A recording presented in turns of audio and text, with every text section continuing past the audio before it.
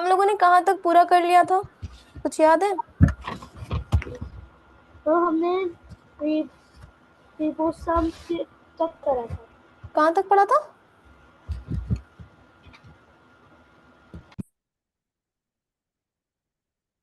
हम लोगों को प्लांट सेल से शुरू करना था। हम लोगों ने सेल ऑर्गेनेल्स तक पूरा कर लिया था।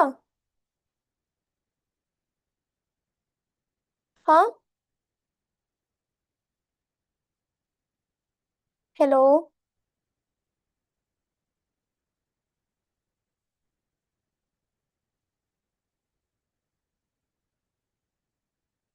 Plant cell.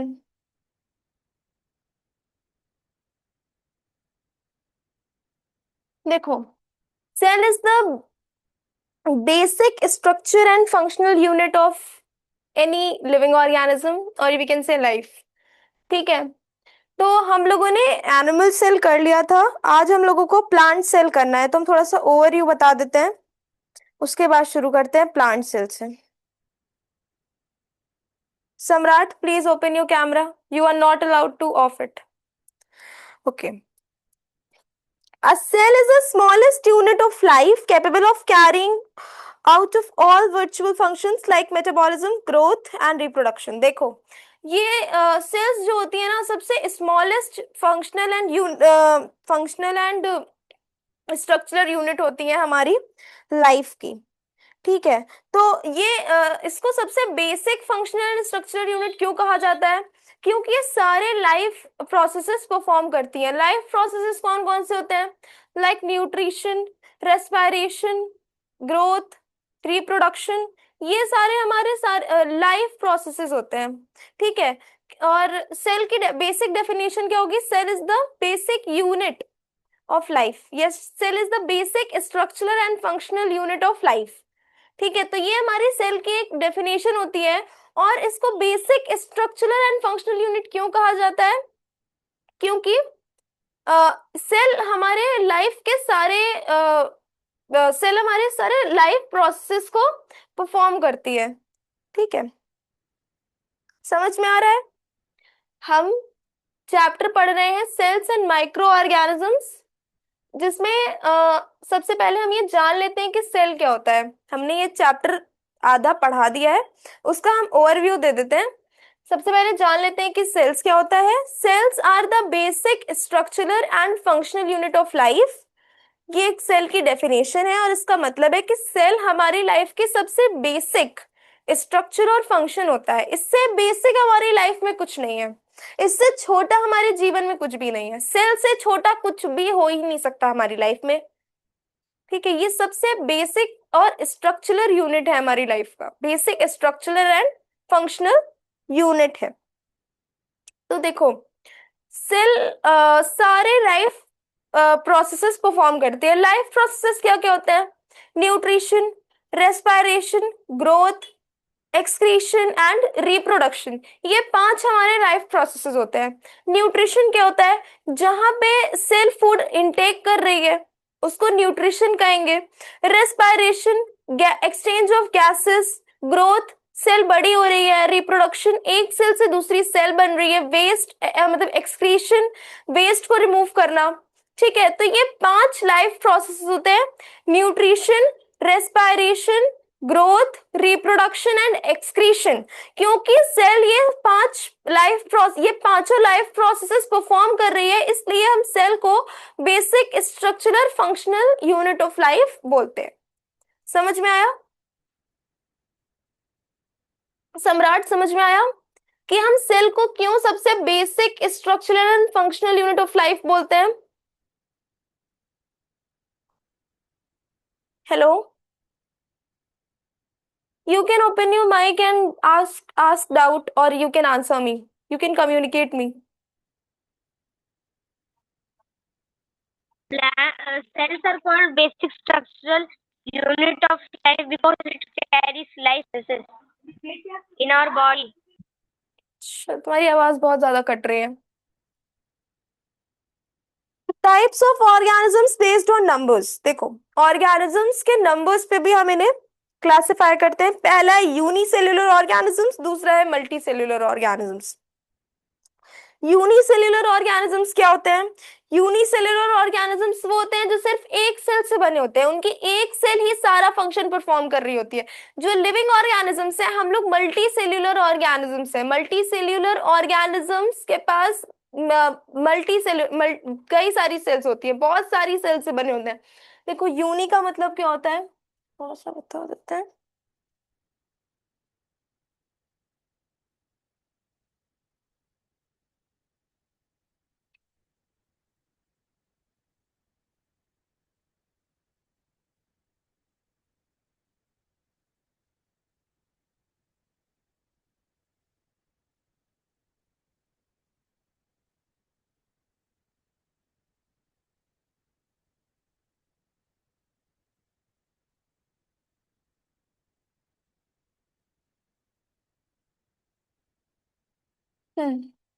Types of organisms based on number of cells. पहला क्या है? Unicellular organisms.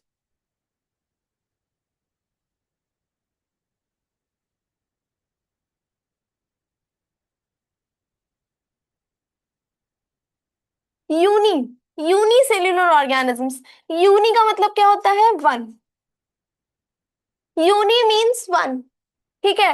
और यूनिसेल्यूलर ऑर्गेनिजम्स का क्या मतलब है? जो ऑर्गेनिज्म सिर्फ एक सेल से बने हो, made up of only one cells, उनको हम लोग यूनिसेल्यूलर ऑर्गेनिजम्स कहते हैं।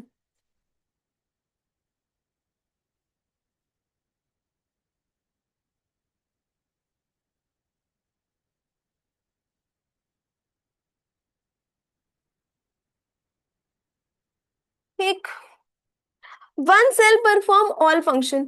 जैसे कि मैंने कहा ना, सेल सारे फंक्शंस, सारे लाइफ प्रोसेसेस, ये सारे फंक्शंस परफॉर्म करती है, इसीलिए उसको basic structural and functional unit of life कहा जाता है।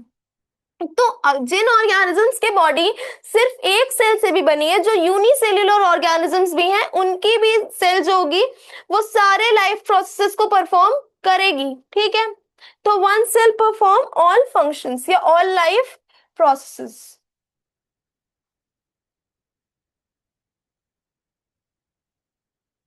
ठीक है। इसका एग्जाम्पल क्या हो सकता है? अमीबा, या पैरामीशियम, या बैक्टीरिया।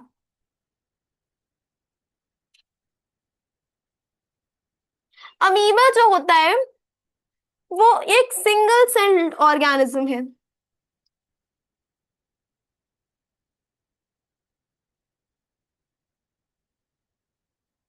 सिंगल सेल्ड ऑर्गेनिज्म,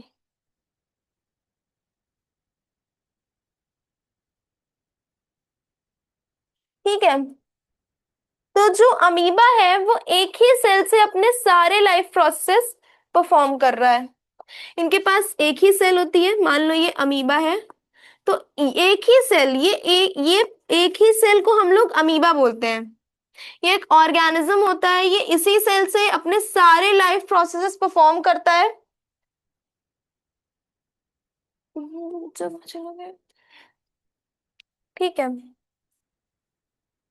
इसके बाद है मल्टी सेल्यूलर ऑर्गेनिजम्स। हम लोगों ने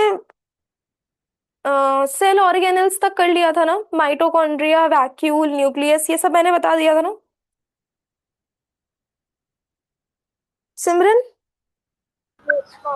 यहाँ तक मैंने बता दिया था, राइट। हमें प्लांट सेल, क्या कह रही हो? मेरा तो वॉइस बहुत ज्यादा अजीब सा आ रहा है, कट के आ रहा है।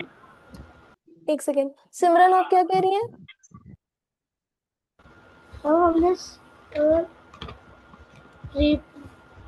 प्री को सब तक कर लिया था। कहाँ तक कर लिया था? थोड़ा सा तेज बोलो। सेल ऑर्गेनल्स तक कर लिया था, राइबोसोम्स तक मैंने बता दिया था, राइट। हम्म। हमें देखना है, देखो हमने ये बताया था कि कि एनिमल सेल में क्या क्या होता है।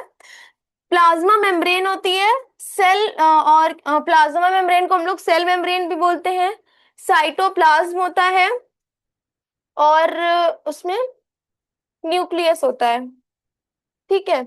और प्लांट सेल में एक एक और मेम्ब्रेन जुड़ जाती है जिसको हम लोग जिसको हम लोग सेल वॉल बोलते हैं।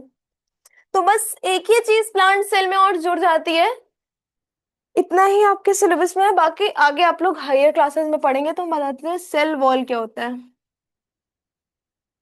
उसके बाद माइक्रो ऑर्गेनिजम्स शुरू कर देंगे। ये cell wall outer rigid covering होती है।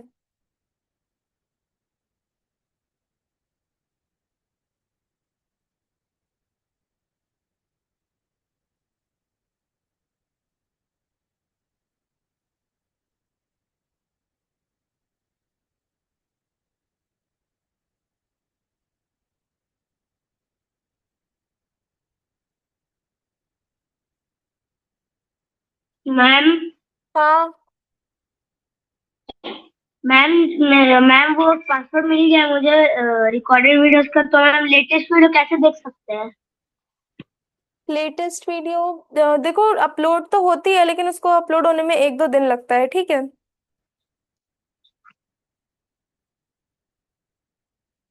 ये सारी चीजें आप लोग सर से डिस्कस किया करिए कॉल मैसेज करके। ठीक है। ये मैं सिर्फ यहाँ पढ़ाने के लिए हूँ।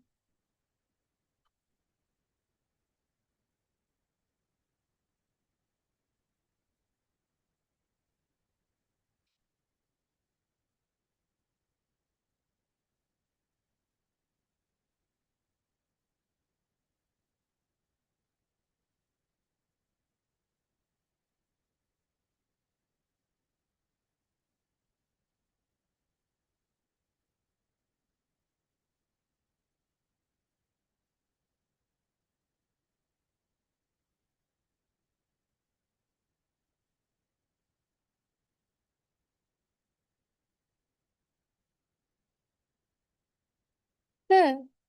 तो cell wall is outer rigid covering of the plant cell. Cell wall क्या होती है? आउटर रिजिड कवरिंग होती है प्लांट सेल की। मतलब प्लांट सेल जो होती है, मान लो ये हमारी एक सेल है। रुको, प्लांट सेल मान लो ये हमारी एक प्लांट सेल है। ठीक है। देखो ये कैसी होती है। ये हमारी प्लाज्मा मेम्ब्रेन, ये हमारी सेल मेम्ब्रेन हो गई।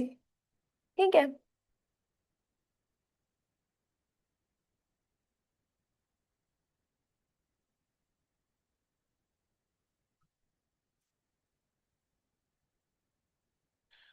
अब इसके बाहर भी एक देखो, ये सेल मेम्ब्रेन तो हमारी एनिमल सेल में भी थी, लेकिन ये प्लांट सेल है तो इसमें एक मेम्ब्रेन और होगी।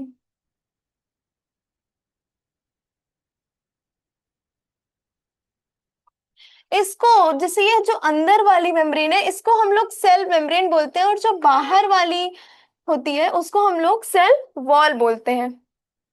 ठीक है। तो ये सिर्फ प्लांट सेल में होती है, ये एनिमल सेल में नहीं होती है। Only in plant cell. Cell wall is present only in plant cells. ठीक है। एनिमल सेल्स में सेल वॉल नहीं होती है। Animal cell does not contain cell wall. Outer rigid covering of plant cell. Cell wall क्या होती है? Outer rigid covering of the plant cell. It gives shape, support and protection. और plant cell किससे बनी होती है? सेल्यूलोज से बनी होती है। ठीक है। समझ में आया? सिमरन समझ में आया? Yes ma'am. प्रसन्न समझ में आया? Yes ma'am. Yes ma'am.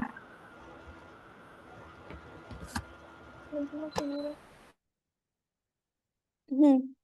तो सेल्स यहाँ तक हमारा कंप्लीट होता है। इसके ऐसा कोई टॉपिक सेल्स में जो छूट रहा हो, जो आपकी बुक में हो और हमने कवर ना किया हो, ऐसा कोई टॉपिक इसमें देख लो।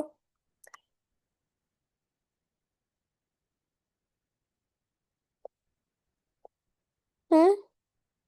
सिमरन ऐसा कुछ है? No ma'am.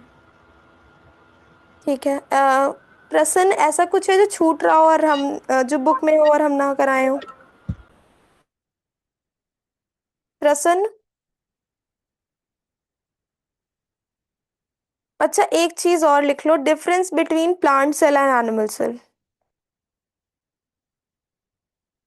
ठीक है।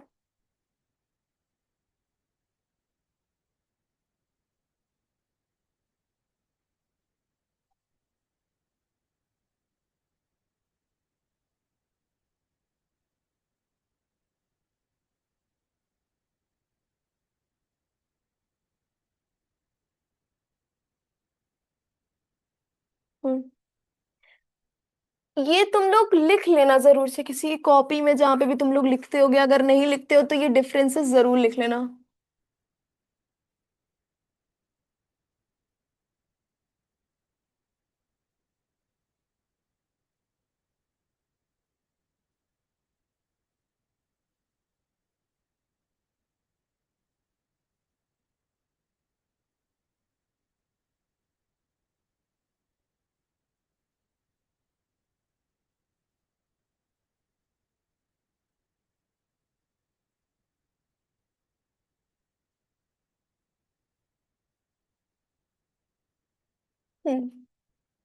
Difference between plant cell and animal cell.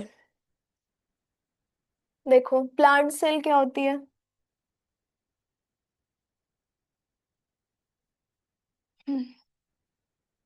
Column बना लो, एक एक तरफ प्लांट सेल, एक तरफ एनिमल सेल।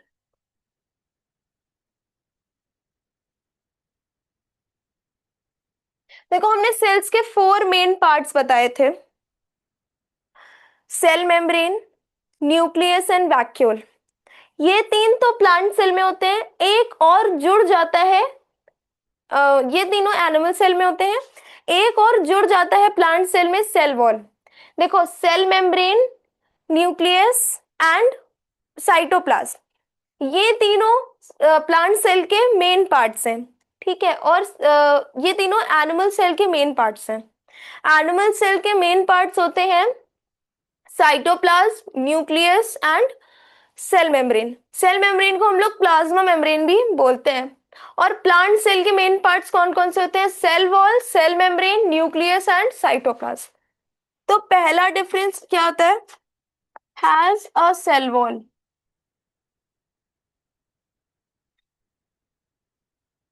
प्लांट सेल में सेल वॉल प्रेजेंट होती है, लेकिन एनिमल सेल में सेल वॉल नहीं होती है।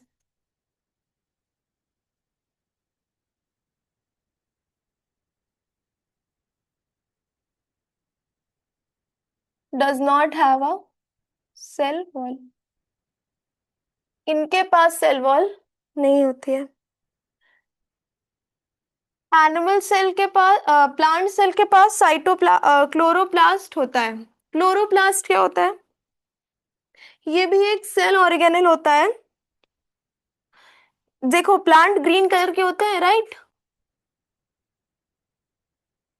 प्लांट्स की जो लीव्स होती हैं वो ग्रीन कलर की होती हैं कि नहीं? Yes, ma'am. क्यों होती हैं? क्योंकि उनमें क्लोरोप्लास्ट प्रेजेंट होते हैं। क्लोरोप्लास्ट में क्लोरोफिल होता है। क्लोरोफिल प्लांट्स को ग्रीन कलर देता है, ठीक है? इसीलिए जो प्लांट्स होते हैं वो ग्रीन कलर के होते हैं।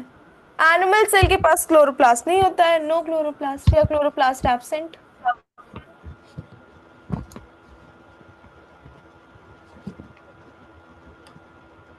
ठीक। फिर है usually have fixed rectangular shape.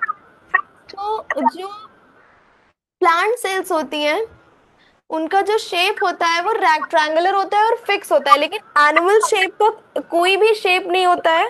वो इरेगुलर शेप की होती है या कभी कभी राउंड शेप की होती है। क्यों? देखो, यूजुअली क्यों प्लांट सेल का शेप नहीं होता है? क्योंकि प्लाज्मा मेम्ब्रेन उनकी आउटर लेयर होती है, वो रिजिड नहीं होती है, वो परमिएबल होती है। ठीक है। और देखो, जो प्लांट सेल की आउटर लेयर होती है उसको हम लोग कहते हैं cell wall. Cell wall rigid होती है, मतलब कि थोड़ी ठोस होती है। ठीक है।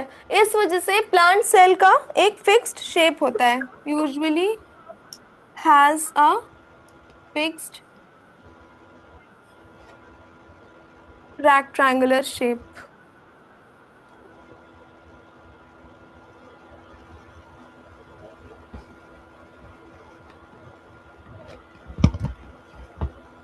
ठीक है, यूजुअली हैज एन इरेगुलर और राउंड शेप, क्योंकि एनिमल सेल की आउटर लेयर प्लाज्मा मेम्ब्रेन होती है और प्लाज्मा मेम्ब्रेन रिजिड नहीं होती है, इसलिए एनिमल सेल का कोई शेप नहीं होता है, वो एक इरेगुलर शेप में होती है या कभी कभी राउंड होती है।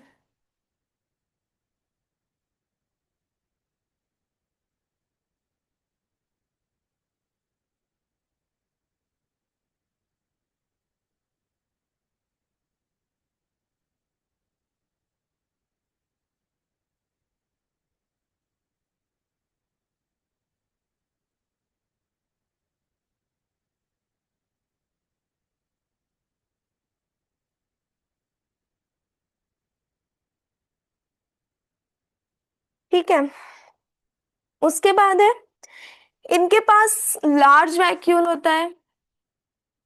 वैक्यूल पढ़ाया था ना सिमरन, वैक्यूल क्या होता है सिमरन? हेलो। मैम, हम्म। वैक्यूम स्टोरेज बैग होते हैं। क्या चीज? स्टोरेज बैग होता है, राइट। तो प्लांट सेल के पास एक बड़ा वैक्यूल यस होता मैम, है और एनिमल सेल एक्सटर्नल के पास स्मॉल वैक्यूल होते हैं। कई सारे वैक्यूल होते हैं प्लांट सेल के पास, लेकिन छोटे छोटे होते हैं। सॉरी, एनिमल प्लांट सेल के पास एक बड़ा वैक्यूल होता है और एनिमल सेल के पास कई सारे वैक्यूल्स होते हैं, लेकिन छोटे छोटे होते हैं। हैज स्मॉल वैक्यूल्स, कई सारे वैक्यूल्स होते हैं पर छोटे छोटे होते हैं एनिमल सेल के पास।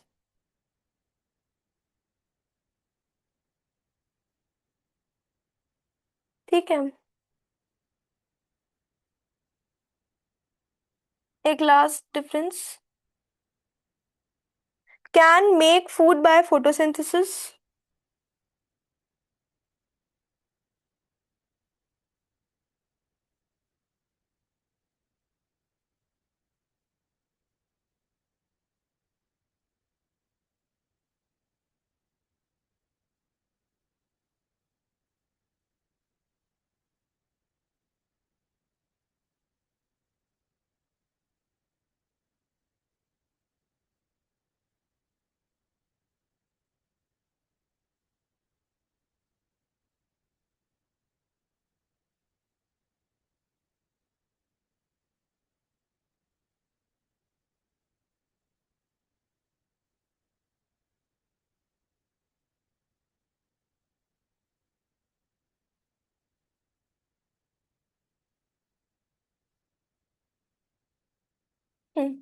तो जो प्लांट सेल होती है वो अपना खाना बना लेती है फोटोसिंथेसिस के थ्रू, लेकिन जो एनिमल सेल होती है वो अपना खाना नहीं बना पाती है।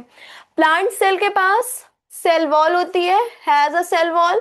एनिमल सेल के पास does not have a cell wall, animal cell के पास सेल वॉल नहीं होती है। प्लांट सेल के पास क्लोरोप्लास्ट होता है, इसीलिए वो लोग ग्रीन होते हैं। प्लांट सेल्स इसीलिए ग्रीन होती है क्योंकि उनके पास क्लोरोप्लास्ट होता है। ठीक है, एनिमल के सेल के पास क्लोरोप्लास्ट नहीं होता है, usually has a fixed rectangular shape.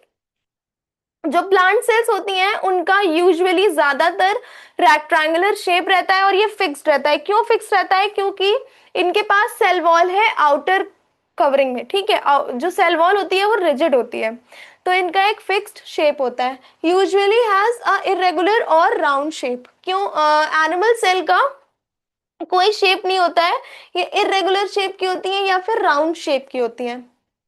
ठीक है, has one large vacuole, plant cell के पास एक लार्ज वैक्यूल रहता है, एनिमल सेल के पास has small vacuoles. Animal cell के पास बहुत सारे वैक्यूल्स होते हैं और छोटे छोटे वैक्यूल्स होते हैं। Plant cell can make food by photosynthesis, plant cells जो होती हैं वो फोटोसिंथेसिस के थ्रू खाना बना लेती हैं। Animal cells can not make its own food, animal cell जो होती है वो अपना खाना खुद से। हाँ, कौन पूछ रहा था? सिमरन, कोई डाउट? नो मैम, हाँ, नो मैम। प्रसन्न, कोई डाउट यहाँ तक? No ma'am. ठीक है, तो सेल टॉपिक हमारा खत्म हो गया है। सेल में आप लोगों में और कुछ है, मतलब सेल टॉपिक में कोई ऐसी चीज छूट गई हो हमसे? हाँ, No, ma'am. ठीक है, अब शुरू करते हैं माइक्रो ऑर्गेनिजम्स। देखो सेल तो कंप्लीट हो गया है, अब है micro organisms topic. Micro organisms क्या होते हैं, किन किन ऑर्गेनिजम्स को हम लोग बोल सकते हैं micro organisms? Hmm, Are organisms which are living but are not visible. Good.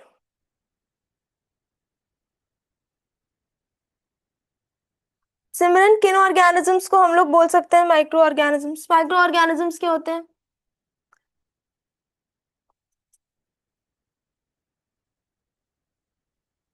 कुछ तो पता होगा थोड़ा बहुत।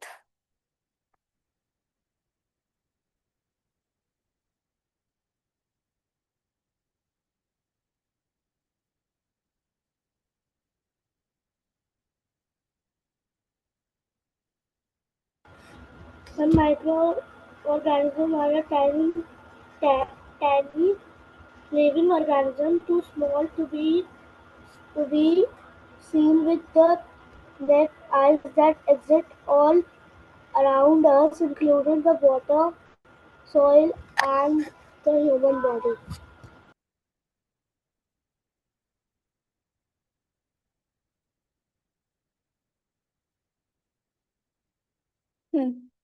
Microorganisms.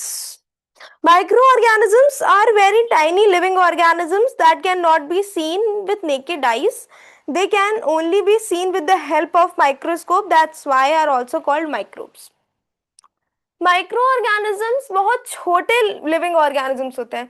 माइक्रो ऑर्गेनिजम्स लिविंग तो होते हैं लेकिन बहुत छोटे होते हैं, और इतने छोटे होते हैं कि हम उनको अपनी नेकेड आइज से नहीं देख सकते हैं। नेकेड आइज मतलब बिना माइक्रोस्कोप के हम माइक्रो ऑर्गेनिजम्स को नहीं देख सकते हैं, और इसीलिए हम इनको माइक्रोब्स भी बोलते हैं। तो देखो माइक्रो ऑर्गेनिजम्स क्या होते हैं।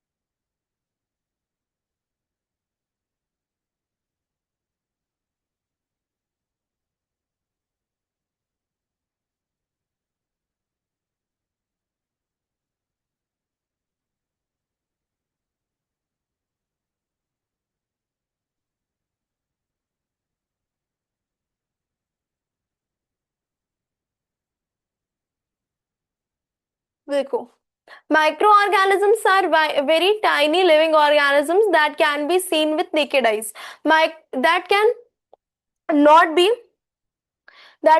be seen with naked eyes. Micro organisms वो लिविंग ऑर्गेनिजम्स होते हैं जिनको हम अपनी नेकेड आइज से नहीं देख सकते हैं. They can only be seen with the help of microscope. Micro organisms को हम सिर्फ माइक्रो ऑर्गेनिजम्स की हेल्प से देख सकते हैं. माइक्रो ऑर्गेनिजम्स लिविंग होते हैं लेकिन इतने ज्यादा छोटे होते हैं कि हम इनको बिना माइक्रोस्कोप की हेल्प से नहीं देख सकते हैं. हम इनको अपनी नेकेड आइज से नहीं देख सकते हैं. They can only be seen with the help of microscope. Micro organisms को हम सिर्फ केवल माइक्रोस्कोप की हेल्प से ही देख सकते हैं. That is why they are also called microbes. इसीलिए उनको माइक्रोब्स भी कहा जाता है. ठीक है, प्रश्न समझ में आया? Yes ma'am. हाँ. अब यस मैम. माइक्रो ऑर्गेनिजम्स कहाँ पाए जाते हैं?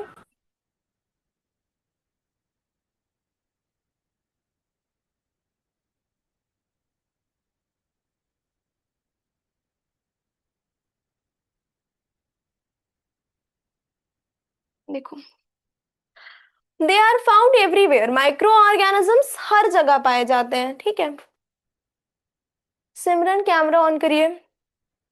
जो माइक्रो ऑर्गेनिजम्स होते हैं वो हर जगह पाए जाते हैं, जैसे कि एयर में, वाटर में,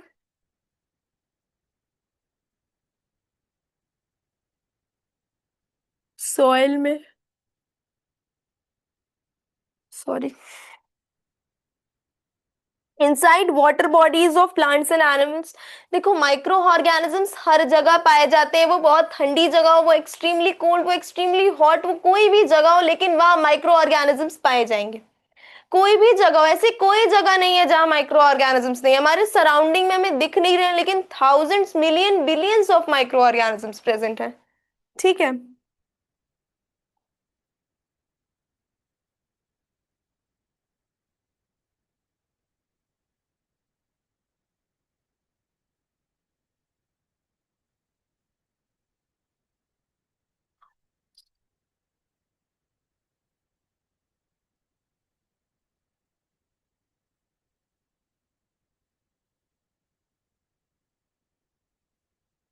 Inside the bodies of plants and animals, even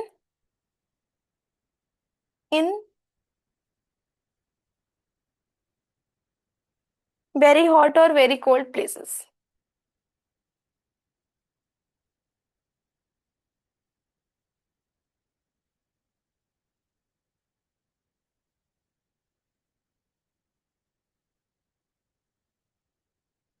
micro organisms हर जगह प्रेजेंट है. हवा में प्रेजेंट है, वाटर में प्रेजेंट है, सॉइल में प्रेजेंट है, वाटर बॉडीज में प्रेजेंट है, या वाटर बॉडीज में भी प्रेजेंट है.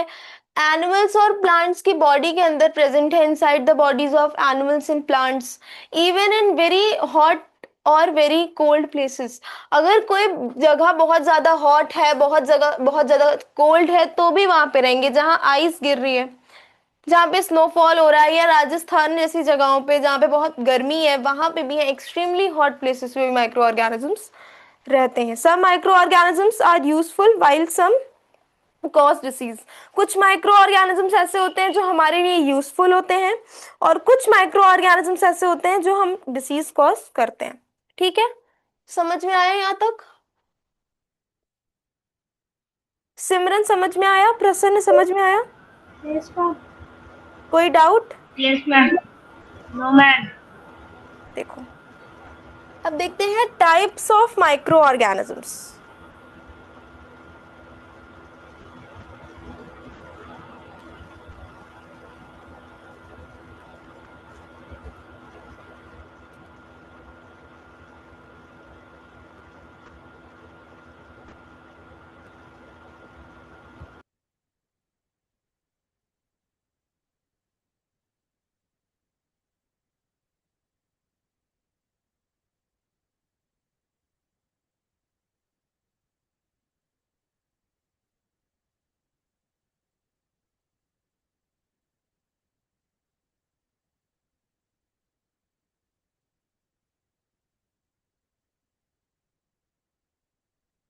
Types of microorganisms.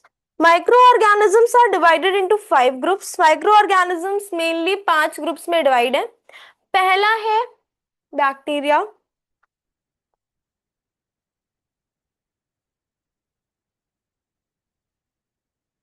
बैक्टीरिया, आप लोग क्या समझते हैं बैक्टीरिया के नाम से? क्या जब कोई बैक्टीरिया का नाम लेता है तो कौन सी इमेज आपके माइंड में बनती है? क्या समझ में आता है बैक्टीरिया से? क्योंकि बैक्टीरिया कभी देखा नहीं है, तो क्या समझ में आता है बैक्टीरिया से?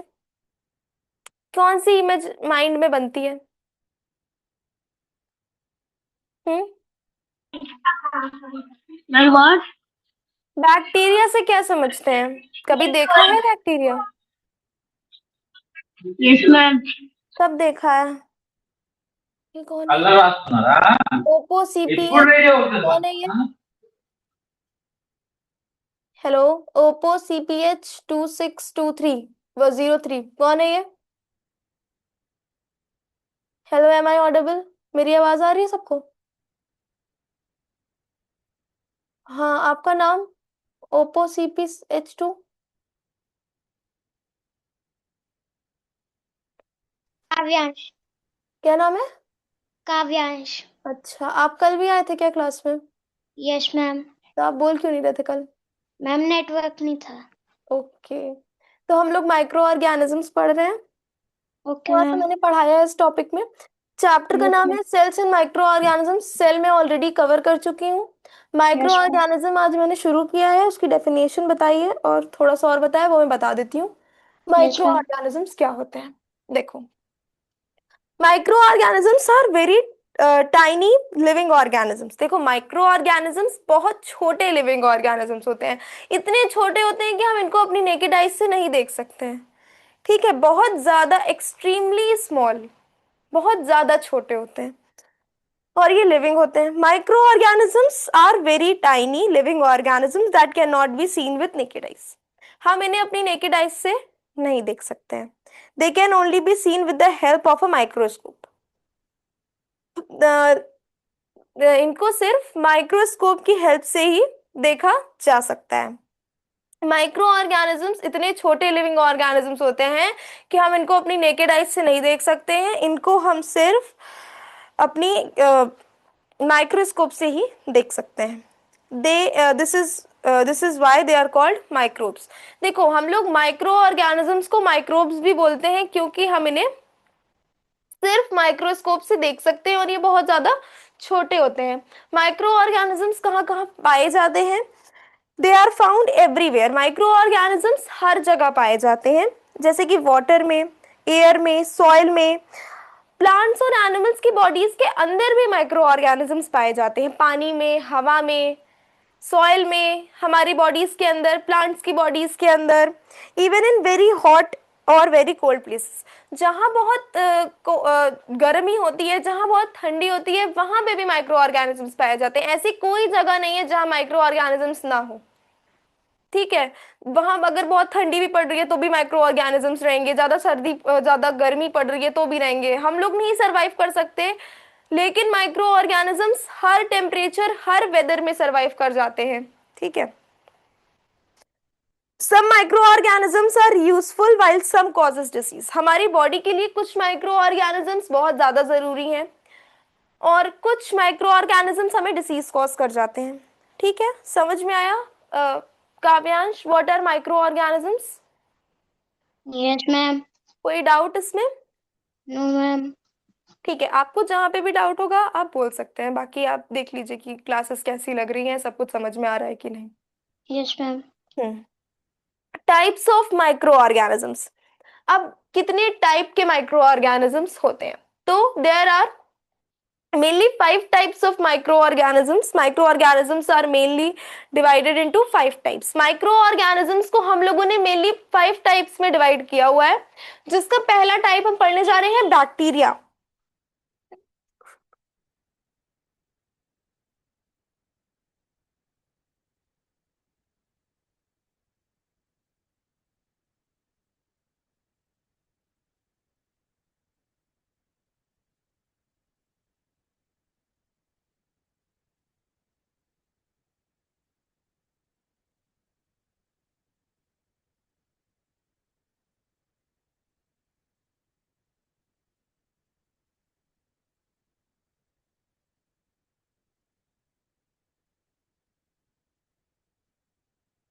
तो bacteria are single celled micro organisms. Bacteria जो होते हैं वो सिंगल सेल्ड माइक्रो ऑर्गेनिजम्स होते हैं, केवल एक सेल से बने होते हैं। हम लोग इन्हें यूनिसेल्युलर ऑर्गेनिजम्स भी कह सकते हैं। बैक्टीरिया आर यूनिसेल्युलर ऑर्गेनिजम्स या फिर सिंगल सेल्ड माइक्रो ऑर्गेनिजम्स, केवल एक सेल से जो बने होते हैं, यूनिसेल्युलर। इनके फीचर्स क्या क्या होते हैं देखो। Very tiny and simple organisms, बहुत छोटे और बहुत सिंपल ऑर्गेनिजम्स होते हैं।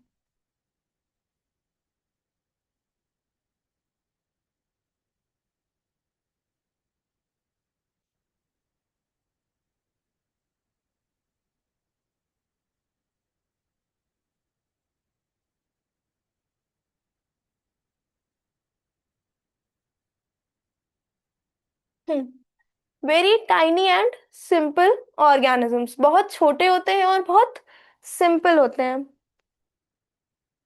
काव्यांश, आपका कैमरा क्यों ऑफ हो गया? आपको समझ में नहीं आ रहा है क्या? मतलब जो मैं पढ़ा रही हूँ वो समझ में, उसमें कोई डाउट है क्या? No ma'am. कैमरा आप नहीं ऑफ करेंगे तो वो आपके लिए ज्यादा बेनिफिशियल होगा और हमारे लिए भी अच्छा रहेगा।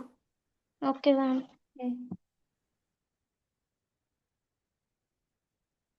तो देखो, bacteria single celled micro organisms होते हैं, जो सिर्फ एक सेल से बना हो उसको हम लोग सिंगल सेल्ड बोलते हैं। बैक्टीरिया के फीचर्स क्या होते हैं? Very small and simple organisms. Bacteria बहुत छोटे होते हैं, जैसे कि मैंने कहा ना, माइक्रो ऑर्गेनिजम्स बहुत छोटे होते हैं, तो बैक्टीरिया भी बहुत छोटे होते हैं। बैक्टीरिया को अपनी नेकेड आइज से नहीं देख सकते हैं, ठीक है। बहुत सिंपल ऑर्गेनिजम्स होते हैं। देखो, हम लोग जो मल्टी सेल्यूलर ऑर्गेनिजम्स होते हैं ना, बहुत कॉम्प्लेक्स होते हैं। ह्यूमन बींग्स सबसे ज्यादा कॉम्प्लेक्स है। हार्ट, ब्रेन, ये सारे ऑर्गन्स है हमारे पास, तो ये सारे ऑर्गन्स बहुत कॉम्प्लेक्स होते हैं। लेकिन बैक्टीरिया बहुत सिंपल ऑर्गेनिजम्स होते हैं, और ये क्योंकि एक सेल के होते हैं ना, तो इनके पास ज्यादा और मतलब ऐसे ऑर्गन्स, इतने ज्यादा कॉम्प्लेक्स ऑर्गन्स भी नहीं होते हैं। तो बहुत सिंपल ऑर्गेनिजम्स होते हैं ये। फाउंड एवरीवेयर, ये हर जगह पाए जाते हैं। बैक्टीरिया हर जगह पाए जाते हैं, ऐसी कोई जगह नहीं है जहां बैक्टीरिया ना पाए जाते हो, ठीक है। Some are useful and some are harmful. कुछ बैक्टीरिया तो हमारे लिए बहुत यूजफुल होते हैं, लेकिन कुछ बहुत हार्मफुल होते हैं।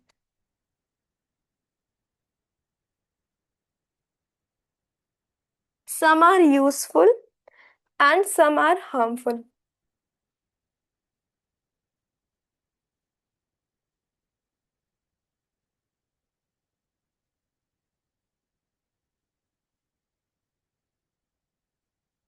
कुछ बैक्टीरिया हमारे लिए बहुत यूजफुल होते हैं, जिन्हें हम खाते भी हैं। कुछ बैक्टीरिया बहुत हार्मफुल होते हैं, ठीक है। अब कौन से बैक्टीरिया को हम खाते हैं देखो, यूजफुल बैक्टीरिया को हम खाते हैं, या यूजफुल बैक्टीरिया जो हमारे लिए हार्मफुल नहीं होते हैं।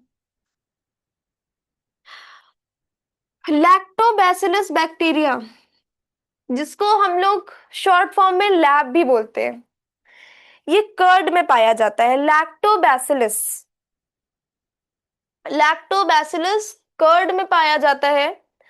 और ये एक यूजफुल बैक्टीरिया है, ठीक है। ये कर्ड फॉर्मेशन में काम आता है, ठीक है।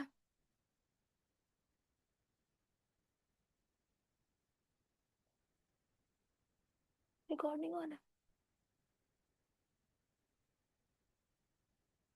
हम्म,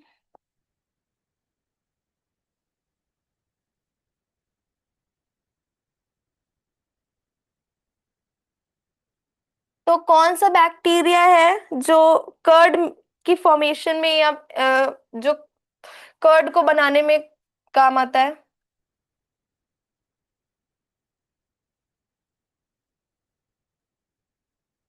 help in making curd from milk, तो उसको हम लोग लैब बोलते हैं।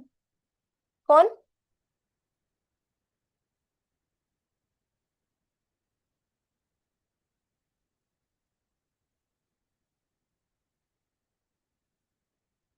किधर से कौन नॉक कर रहा है?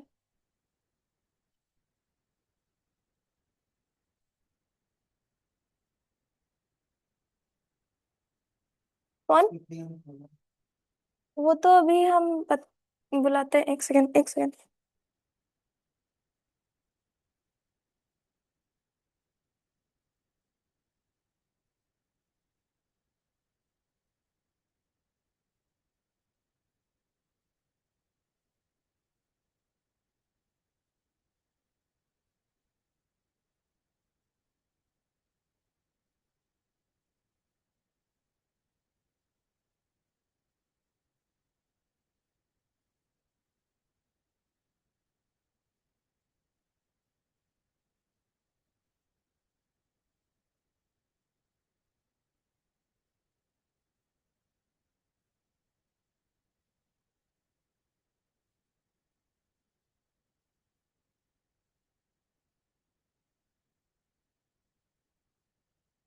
सॉरी।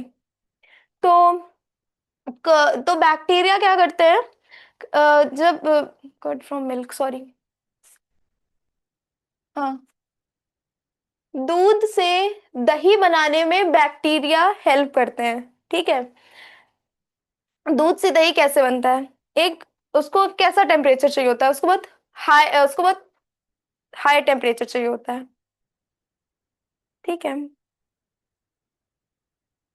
उसको गर्मी चाहिए होती है, जब दूध से दही बनता है ना, तो उसको बहुत गर्मी चाहिए होती है बनने के लिए, बहुत हाई टेम्परेचर चाहिए होता है, तभी बन सकता है, अदरवाइज आपका दूध से दही कभी नहीं बनेगा।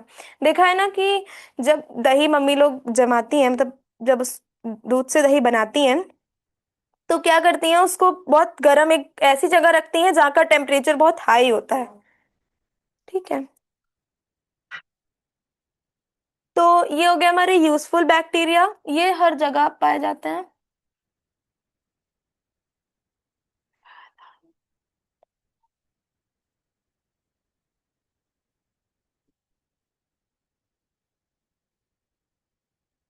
तो बैक्टीरिया हर जगह पाए, ये बैक्टीरिया हर जगह पाए जाते हैं।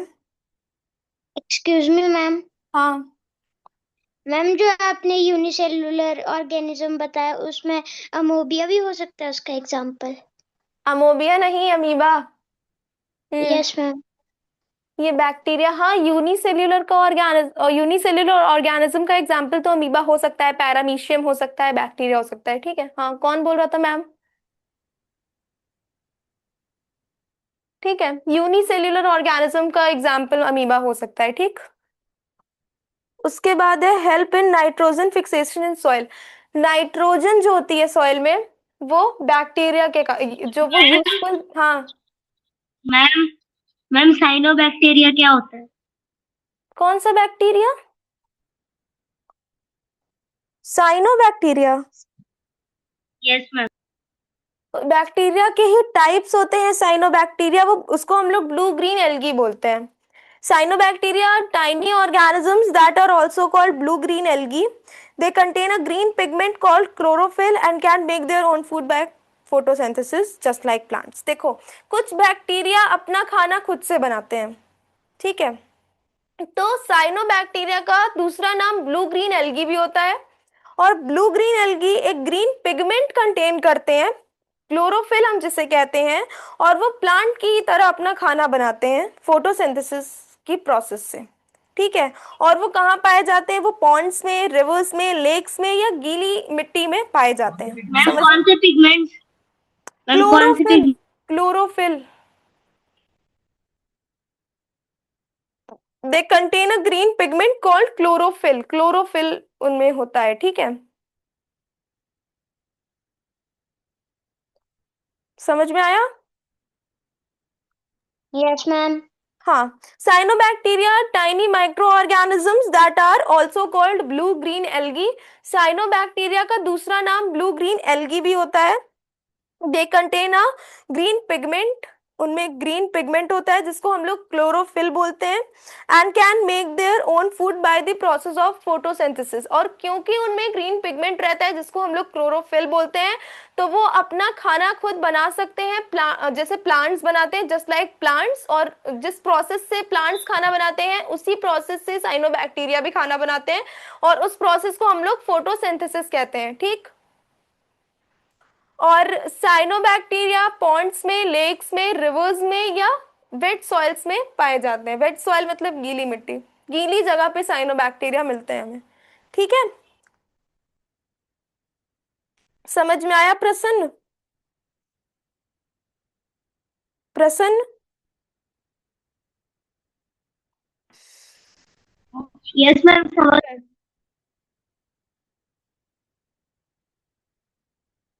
Help in nitrogen fixation in soil.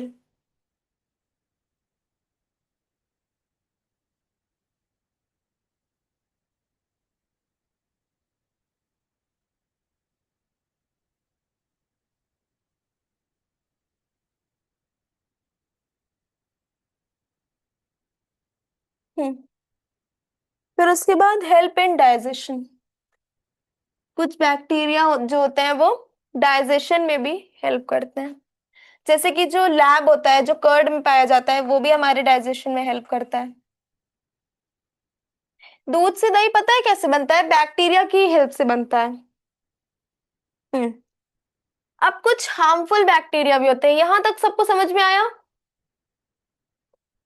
काव्यांश, यहां तक सब कुछ समझ में आया?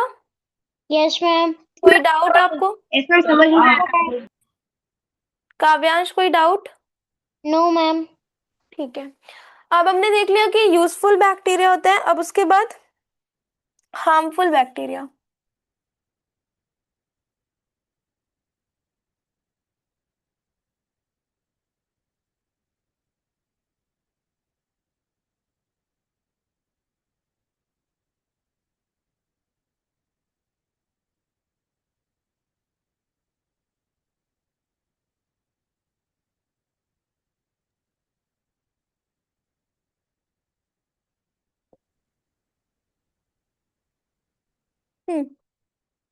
Harmful bacteria are bacteria that cause diseases in humans, animal and plants. These bacteria are called pathogens. Harmful bacteria वो बैक्टीरिया होते हैं जो प्लांट्स और एनिमल्स में डिसीज कॉज करते हैं, और इनको हम लोग पैथोजेंस भी बोलते हैं।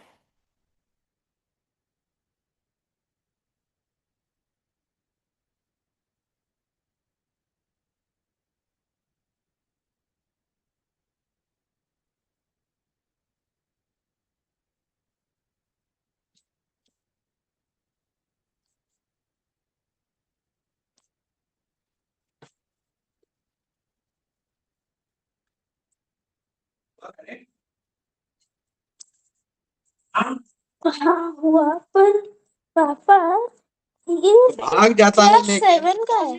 ये कौन है? किसने? पता नहीं। आर्यन, हाँ बोलो। Yes minute. मैम।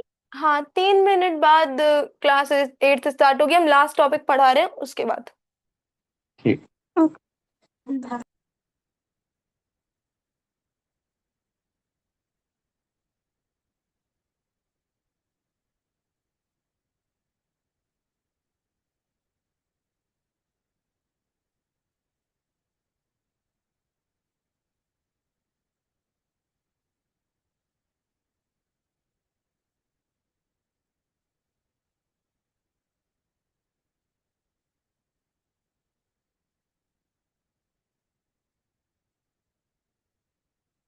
तो यूजफुल बैक्टीरिया हमने देखा जो हमारी बॉडी के लिए यूजफुल है।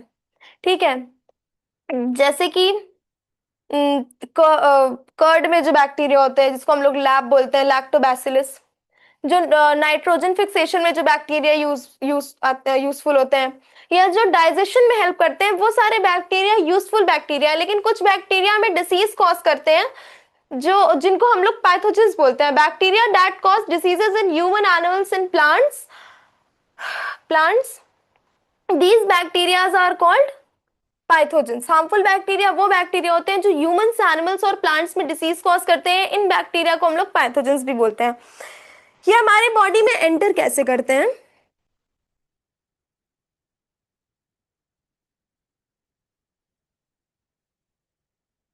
दे can enter our body through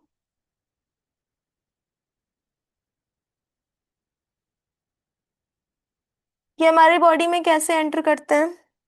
contaminated food के थ्रू। कंटामिनेटेड फूड मतलब